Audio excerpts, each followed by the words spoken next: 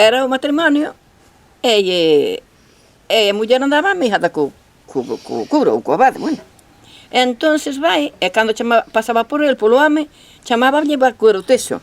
Entón, el dixo, minha muller, cando paso polo señor abade, sempre me chama vaquero teixo. Pois está calado que viña outro día, miras, pasei outra vez por el, chamoume vaquero teixo. Pois está calada, meu home, que che ende lle dar un bo recado. Volvín a chamar, pasar, volvemos a chamar vaquero teixo. Bueno, pois mira, lévame a mí, lévame ali ao lombo, que xa eu vou lle dar un bo recado. Chegou ali e dixi, señor abade abadiño, barba untada do meu touciño, e paixiño dos meus filliños. O día que o mire en riba do meu pentenexo, voulle dicir a vostede que lle mandou chamar a vostede o meu home vaquero teixo. Delle un recado bo, meu home, ou non? Delle, miña muller, deche.